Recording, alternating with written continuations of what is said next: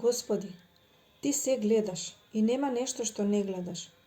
Иако сум дело на Твоите раце, сепак не правев дела според заповедите Твои. Туку поради големото мое безумство, вршев секакви зла, не помислувајќи дека Ти Создателу мој Боже, колку си добар, толку си и правосуден. А сега сеќавајќи се на тоа, ме опфаќа страв и не знам што да правам. Ја чувствувам Твојата осуда и не наоѓам зборови во устата своја за оправдување.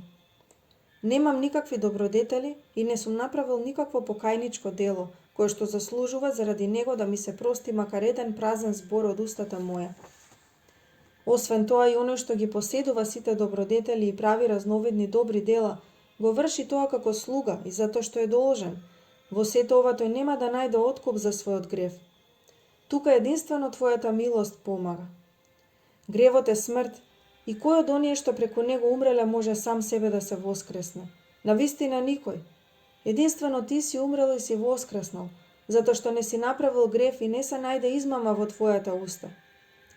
И ете, Господи Содржителу, откако направив многу лоши дела, се каам, но самото покаяние не мокно да ме оправда. Покајанието е сознавање на своите гревови, а нив ги симнува само милоста Твоја. Ти гледаш, Содржителу Господи, дека сега ништо немам освен телото, но за мене нема никаква полза од тоа што сум го оставил богатството. Целиот сум една рана. Во мене не останала никаква надеж за спасение, така што пеколот е подготвен да ме проголта жив. Ти единствен можеш да ме спасиш и да ги излечиш патилата на моето срце. Твојата рака може се. Таа достига до длабочините на бездната и се станува по Твоја заповед. Не се осмелувам да речам, помилувај ме, Господи.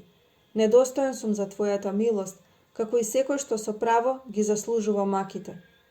А Ти, Господи, се знаеш, и затоа постапи со мене онака како што умее Твоето човеколюбие, бидејќи сум недостоен и за самиот живот. Да биде Твојата света волја во се. Амин.